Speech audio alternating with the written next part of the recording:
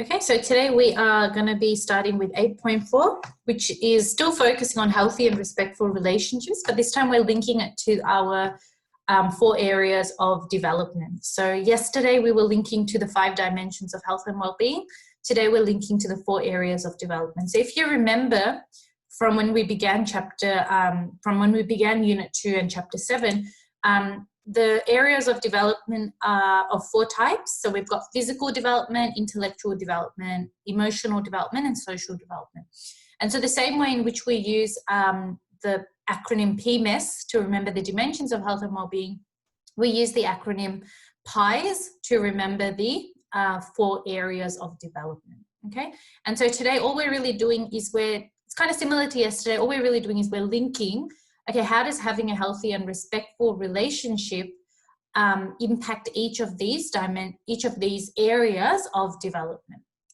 Okay, so the first thing that we're looking at is, how does a healthy and respectful relationship impact your physical development? Well, it's similar to yesterday when we were looking at the fact that having a healthy and respectful relationship can help you to kind of form, walking groups with your friends, or if you're with your siblings, you might play a little bit of, cricket in the backyard. So it's helping you to have a group of people with whom you can engage in some kind of physical activity. And obviously when you're engaging in physical activity, that's helping you to better promote your motor skills, okay, whether they're gross motor skills like jumping, running, catching, or fine motor skills.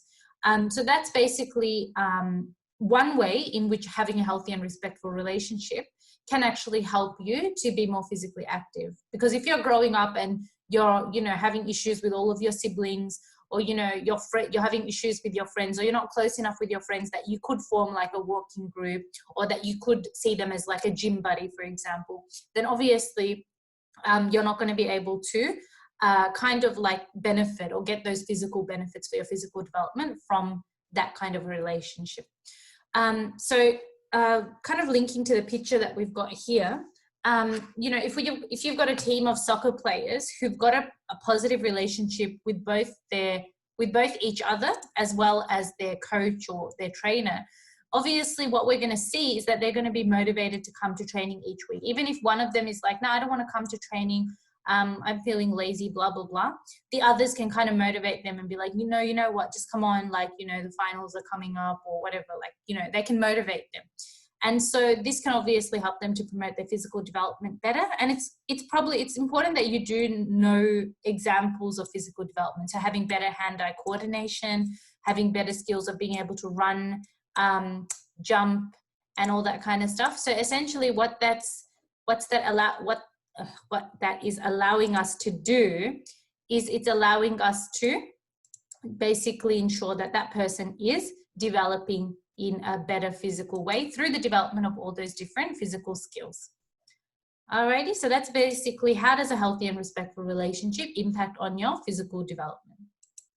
The next thing that we're looking at is the I in PIES. So this is basically us talking about, how does having a healthy and respectful relationship impact your intellectual development? Intellectual development means, how does it impact the way that you think, the way that you solve problems, the way that you use language and all that kind of stuff.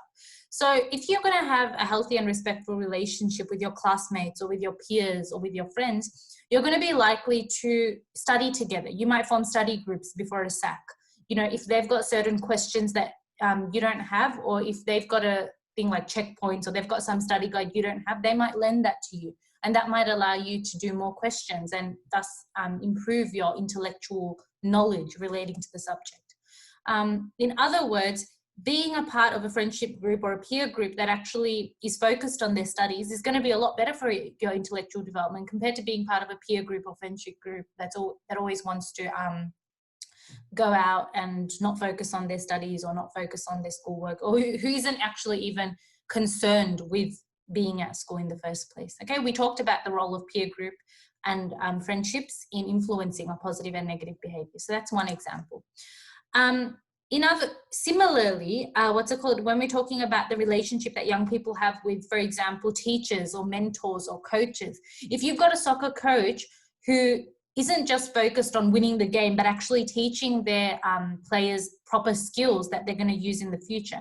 Or if you've got a teacher who actually wants to focus on, building up those skills of thinking, not just sticking to easy questions, but doing challenging questions as well, that is going to basically help to improve the problem solving skills of those students.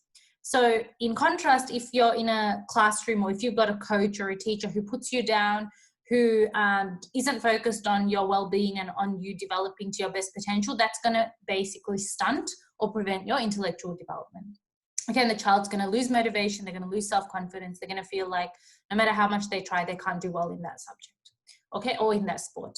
Okay, so that's basically intellectual development. Remember, intellectual development, intellectual sounds a little bit like, intelligence, and one form of intelligence, or one way in which we can measure intelligence, is through looking at the way a person thinks. Okay, to what extent can a person solve problems? So intellectual development is all about kind of the extent to which we can use our thinking skills, our problem solving skills. And a lot of this does come up through our engagement in school and academics. This is just one form. That doesn't mean that someone who does well in school is a total 100% intellectual, but it's just one way in which we can determine how intellectual someone is, okay, especially in young people who haven't yet gone on to do bigger things. So that is intellectual development. Now, how does a healthy and respectful relationship impact your emotional development? Well, when we talk about emotions, remember yesterday I also pointed out that emotional health and well-being, emotional dimension of health, emotional development, all of these things are kind of similar in that we're talking about your actual emotions and your actual feelings, okay? So we always have to make sure we link this. Let me do that again. We link this to feelings, okay? Some kind of feeling that can be visibly noted. So something like sadness or happiness, disappointment, frustration. Okay, when you've got a healthy and respectful relationship, you're more likely to be happy most of the time. It doesn't mean you're never going to be angry or upset or disappointed, but that's not going to be what you're feeling the majority of the time if you are in a healthy and respectful relationship. One of the reasons why people who are in healthy and respectful relationships tend to experience more positive emotions is because they usually experience lower levels of stress, okay? They're not constantly being being put down by the other person or by that group of people. They're not constantly being made to feel lesser than they actually are. And so because of that, they generally tend to feel happy most of the time. In other words, another way in which a healthy and respectful relationship promotes emotional health and well-being is that you are able to express your emotions. Okay, you don't feel worried that if I cry in front of this person that they're going to judge me or they're going to make a big deal. You don't feel worried that if you snap at that person that the friendship is completely broken for the rest of your life. Okay, so you feel free to express whichever emotion you want to express in front of that person or that group of people, and you know that they will support you and not judge you for that.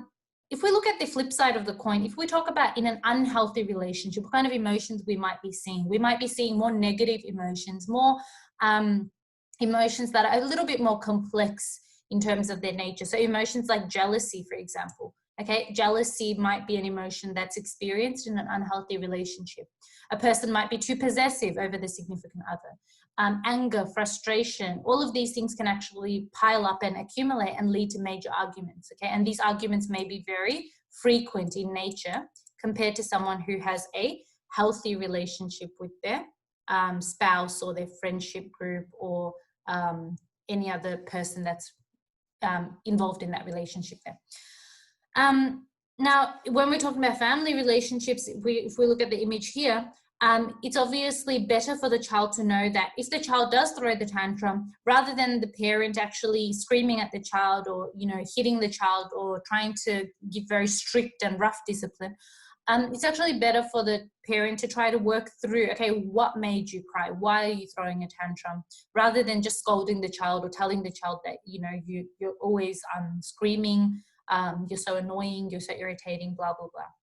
So again, the way the parent deals with that situation can influence the emotional development of that child as well. And we did cover this a little bit, for those of you who do psychology, we did kind of cover this a little bit as well in there. Alrighty. So the last thing that we're looking at for today is healthy and respectful relationships and how they impact social development.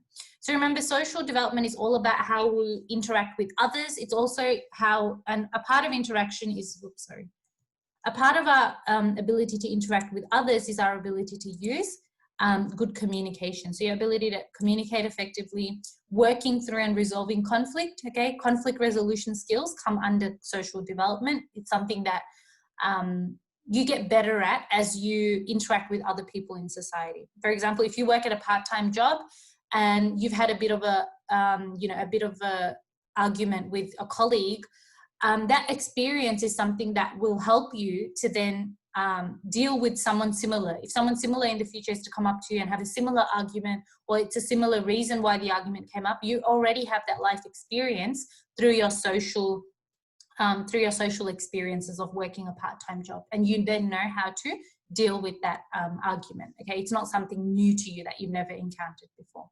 Also, how we understand others' values and beliefs, and how accepting we are of others' values and beliefs. So these things like racism, discrimination, all of these are social health or social development related impacts, because they affect how included we feel in society, and we call that social inclusion, or how excluded or isolated we feel from society, and we call that social exclusion.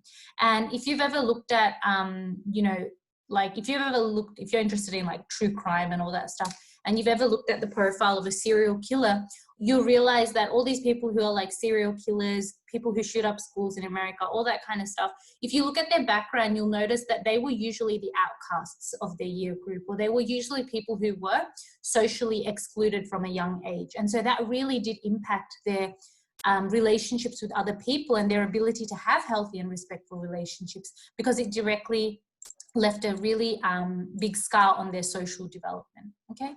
Now, it's also important to remember that whenever we're talking about healthy and respectful relationships, we want to see those key characteristics. In the last slide yesterday, we looked at this little cartoon image of all these different people of different backgrounds, and they were just like naming words, okay, naming characteristics like respect, loyalty, trust, mutual understanding. All of these skills are important, because if we don't have these skills in a relationship, we're always going to be worried that this person is going to put me down in front of everyone, or this person is going to embarrass me, or they're going to expose my flaws. Okay, so it's important in a healthy and respectful relationship from a social development point of view that you are generally giving respect, honesty, and loyalty to others, and you are receiving that as well. Obviously, any relationship, for it to be healthy and respectful, these characteristics need to be shown from both sides. Okay, a healthy and respectful relationship and the achievement of that is a two-way street. It's not something that only one person can put 100% and the other person just puts like 20%. And the last point that we're looking at for today is that in a healthy and respectful relationship, we always have to think about the impact in terms of your self-identity, okay? And one of the main things that come up as a result of having a healthy and respectful relationship is your development of this idea of self-identity, okay? And it's kind of key. Having that concept of self-identity is very important and essential for you to be comfortable with who you are, comfortable with how other people see you in society, and kind of comfortable with basically where you are headed to in life, okay, from a social point of view. Okay, if we kind of try to connect this back to real life, you know, in like the celebrity world and stuff, sometimes you've got celebrities who marry another celebrity, okay, and we don't see that as a big deal, but when a normal person marries a celebrity, it's like a big deal, because now that person, that normal person, normal citizen's identity has now gone from just being being like, for example, Catherine Middleton, to being, you know, the wife of Prince William. And now she's like a, you know, princess, in other words, or she's like she's a duchess. Okay, so her identity has grown from developing this new relationship with another person who's a little bit more famous. So that's just one example. And, you know, you can connect this to any other example as well from real life. Alrighty, but that's, I think that's basically it for today. So what I'll do is I will just get rid of all the scribbles. All right, and basically I'm just going to stop the recording here.